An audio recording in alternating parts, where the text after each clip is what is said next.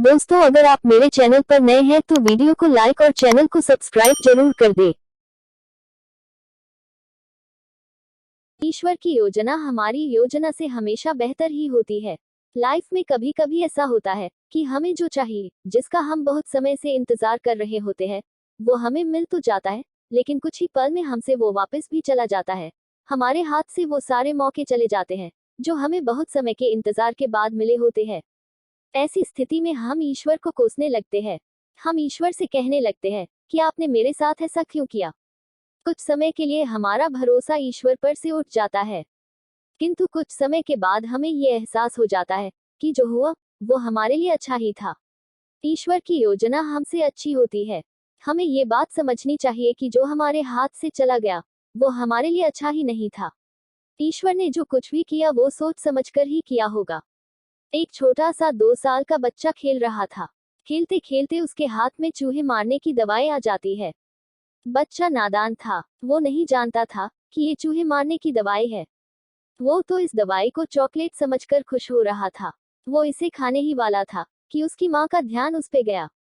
माँ ने तुरंत बच्चे के हाथ में से वो चूहे मारने की दवाई छीन ली। बच्चा जोर जोर से रोने लगा।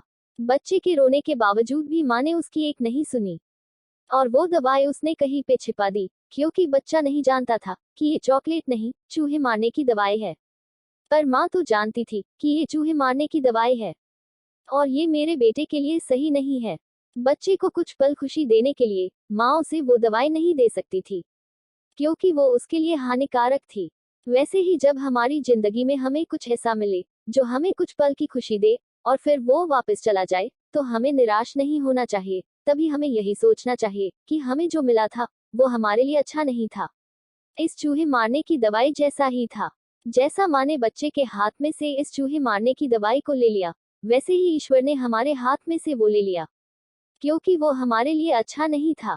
कभी कभी हमें सही और गलत का फर्क इस नादान बच्चे की तरह पता नहीं चलता है, पर जैसे माँ को तो पता था, वैसे ईश्वर को सब पता होता है। इसलिए हमें ईश्वर की योजना पर भरोसा रख के हमारे साथ जो हुआ वही हमारे लिए बेहतर था, ऐसा सोचना चाहिए।